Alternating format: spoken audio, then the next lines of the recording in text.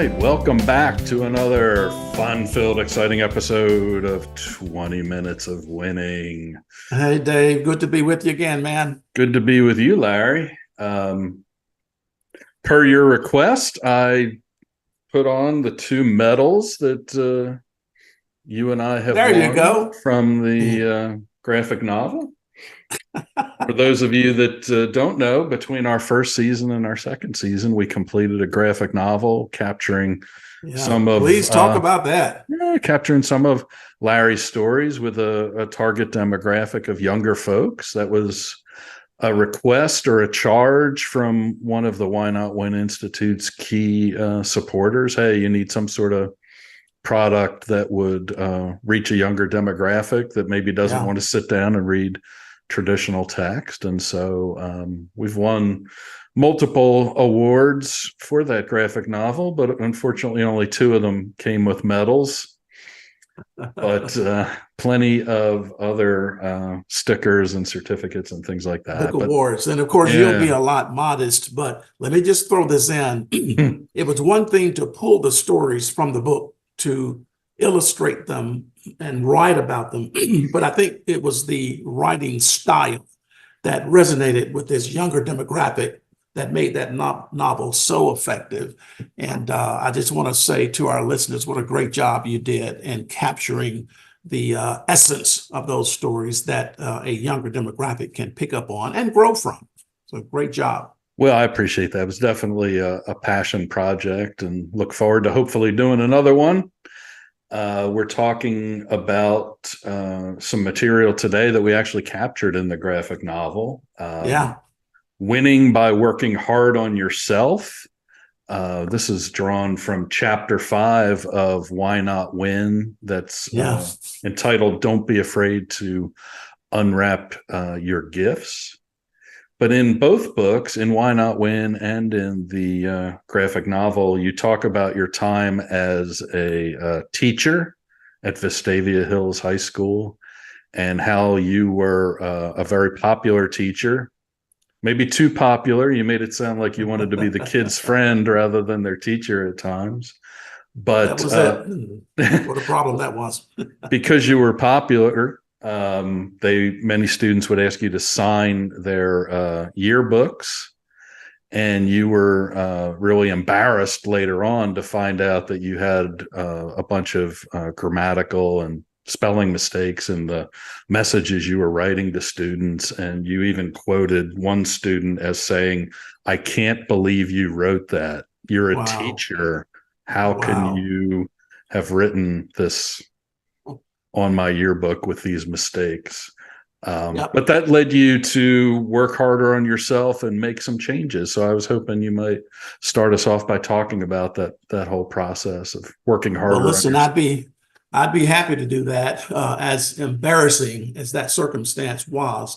But I think what happens too often is that we will allow our embarrassing moments, those moments of disrespect, those moments of being belittled and marginalized, to kind of hold us back. And we tend to retreat and not make the appropriate changes that we should make in order to get on with improving our lives. So as embarrassing as that moment was, I thought it appropriate to capture it in the book. And I talk about terminating a family member, my daughter even.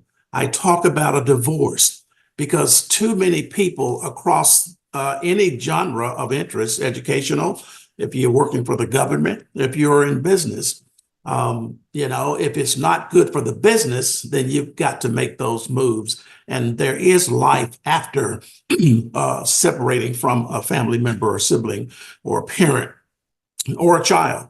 And there's life after divorce. And I wanted this book to be helpful, Dave, to those individuals who think that life stops when we have these failures. It happens, but don't allow that to define you, is the message there. And so with this kid coming up and saying that, I'm thinking, wow.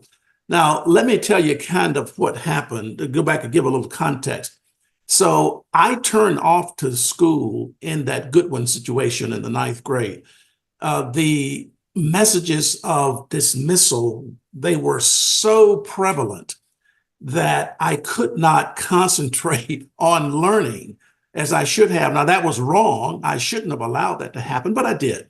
So I just didn't care about school. Went to summer school every year, flunked summer school in the 10th grade every year, didn't even graduate with my class. So obviously, I missed a lot of stuff. And then let's go from there to studying art. And, my talents were of such that it was clear that I had talent. I had been recruited by the chairman of the art department as the athletic and yearbook artist. I'm winning awards all across the Southeast. So, hey, I'm good. It is kind of tantamount to the athlete that never takes the attention to learn what he or she should be learning in terms of math, science, and math and arithmetic. I didn't need that stuff. For what? I'm an artist and I'm good. And we don't realize that we get into these situations. So I'm advertising manager and I've got to write a memo. Well, nobody talked about management as an artist. Now I've got to write memos and interpret memos. So I'm sitting there with a thesaurus and a dictionary. I mean, what are those things now? They got them all on these cell phones. And I'm taking 45 minutes to write what should be a 5-minute memo because it's got to be right to the rest of my department heads. So we can either retreat or we can take the time, as I did, to work on me. Dave, too many people, in fact, it was Edison who said, most people miss their opportunity in life for no other reason than the opportunity is dressed in overalls and it looks like work. And so if I've got to work for it, then I'm subject to miss that opportunity. I see examples of that, sterling examples right in my own family, as a matter of fact.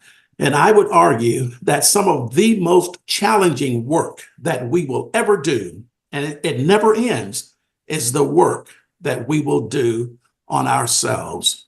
After that embarrassing episode, I got books. I listened carefully to the 6 o'clock news, these professional spokespersons, and I learned 2 words in the run of a week. And I just worked on me. That's the long and short of it. I mean, just imagine what would happen if more of us took the time to just learn that extra word, read that extra book. How much less stress that would be if more people read Who Moved My Cheese? Just the little books is out there. Think and Grow Rich, Rich Dad, Poor Dad, From Good to Great by Jim Collins. These are opportunities to travel in spaces that we otherwise wouldn't. Nobody would think, as I'm introduced today, serving on these corporate boards that I do, owning 7 restaurants, they will never believe that I had such an embarrassing moment, Dave, as that, and many others. But I went to work on me. And the message to our listeners today is put the work in. In fact, you should work harder on yourself than you do on any job if you're smart. Because once you improve you, well, the job automatically gets a better you. Your family gets a better you. Your place of your community, your church. So learn to work hard on yourself. That's what I did from that moment. And I don't regret a single moment of it. I'm glad you mentioned the power of books. I just think books are one of the best values for the dollar you can find anywhere. So if you or I wanted to hire Jim Collins to do a speech to a group, say Kiwanis, what would it cost? $5,000, $10,000, at least $25,000. But we can go on Amazon and buy one of his books, buy it used for $20. All the ideas are there. All the guidance you would ever need to try to go from being good to being great. It's right there in front of you. And you can revisit it anytime you want. Go back to that book. Here's one I like to throw in as it relates to books. And I don't know the author. You might. The name of the book is Don't Sweat the Small Stuff. And it's all small stuff. Right. And then subsequent to the title, it's all small stuff. So what is the message there? So when you read the title, some books you can just read the title and you've read a significant part of the book right there. the first message is don't sweat the small stuff, which suggests that we should move as much stuff as we can into the small category. That's the first message you get. Then you go back to that byline. It's all small stuff. So what's that message? Don't sweat. There ain't nothing under the sun that's worth sweating about. And I'm so thrilled to have been able to understand that. And so with the Institute, we take the time, Dave, and thanks for the contributions that you make, both as a board member and as a major contributor to getting the message out that there's a way to get out of the stress. It's not worth it. Rather than stress about it, let's do something about it or get it out of our way. So we've been talking about working hard on yourself and talking about language. And I saw just yesterday, and I in fact texted you about this, and I'm interested in your reaction. Every year, Webster Dictionary comes up with their word of the year. So the word of the year this year is authentic. Yeah. It feels like in a world where there's a lot of phoniness and fake news, that authenticity is probably, more important and more rare than it's ever been. Could you talk about the importance authenticity has played in your success? Well, I will tell you that it was Earl Nightingale who stated, if honesty didn't exist, someone should invent it as the best means of growing rich and wealthy. Now, what do most people think? Many people, I shouldn't say most, but probably most. I certainly thought it as I worked for that proverbial penny. That's all I was putting into life, and that's what I was getting back. And there's an interesting poem in the book that I can't wait for our readers to go through. Bargain with life for a penny, and life would pay no more. And we're going to have a podcast around that. I know that's coming up. So listeners, be aware and look out for that. But Dave, you've been a part of some of the sessions where I talk about investing well into the universe. And when I talk about that, I'm really speaking to those tenets and those characteristics that lead to a winning experience. When I was working as a busboy and as a waiter, I would see these wealthy individuals, and I intuitively thought that they were cutthroat, they were mean, they did nothing for society. All they thought about was themselves. And getting a chance to work with these board members on the bank and at Coca-Cola, nothing could be farther from the truth. Major movers and shakers. And I look at these great park systems in Birmingham and how they have worked so hard to do that. Before that, I'm just going to the park, enjoying it, never thinking of the sacrifice and the contributions, both from a work perspective as well as the financial contributions to that. So to your point, authenticity is rare. I can count out of the 240 employees that we have at McDonald's, I could name more than 6 or 7 that are just genuine, solid, and they mean so much to us in their organizations. One happens to be our director of operations. One happens to be my son. And when our back office, Marco, when these individuals talk and speak and give me information, I move. And that is so very significant and important.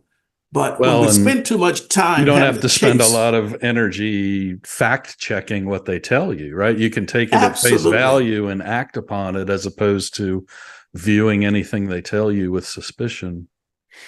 Absolutely. So when we invest into the universe, to me, I think the universe has a compounding return, Dave, which is very much like my granddaddy investing a seed of corn into the earth. One kernel of corn he would plant. I'd watch him do it. And if he went back to the field and if he chopped the weeds, fought the bugs, smelled the stinky mule, dealt with the 98-degree Alabama summer heat, he would then return in July, late July, to a stalk of corn, each stalk bearing 2 to 3 ears of corn. Isn't that phenomenal? Each ear, and I counted them, Dave, I counted a healthy ear of cob of corn. There are 550 to 600 kernels on Wow. a healthy ear. That's a hell of a return on your investment. Well, when you invest patience, tolerance, kindness, forgiveness, integrity, honesty, there is a compounding return. And I love it when people ask me today, how do you write a book? And you serve as president on these organizations, and you serve on 3 corporate boards, and you own restaurants. And then I hear you're an artist, and Oprah Winfrey owns some of your artwork. How do you do? Well, it's not me. It is nothing more than having invested for a lifetime those tenets that I mentioned a moment ago. And now there is a return that comes back so that our gifts can be used to make life easier and create winning opportunities for others. I love the space that you and I operate in today. You are an eminent scholar. He won't say this, but I'm going to say it. Eminent scholar, Dr. Dave Ketchin. And I asked him one day, I said, well, what's an eminent scholar? But that happens to be the highest level of scholastic achievement. But the work that it took for you to get there, to have that level of educational prowess, is just huge. And the Institute is certainly one of the beneficiaries of your work. And I know you love what you do at Auburn. You know that I love what I do with McDonald's and Coke. But what you and I both love and we live for every day has to do with these 2 books right behind me. And if our listeners can see it, the top book is the original book that was written, and Dr. Dave Ketchin did the one on the bottom. You Have to Live, Why Not Win? 8 book awards, 2 to 3 medals, and we just couldn't be more proud. The heck of a payoff for working harder on ourselves. Absolutely. We are just about out of time. So I appreciate, time flies when you're having fun. I appreciate I appreciate your vulnerability in talking about things like your spelling mistakes and your grammar mistakes. I think the best autobiographies are the ones where the authors put themselves out there a little bit and don't hold back the tough stuff. And so, people can look at passages like that and say, hey, Larry's a very accomplished guy, but he's not perfect. And he had some foibles earlier in life that he worked hard on and has overcome as a part of being successful and also being a very authentic individual.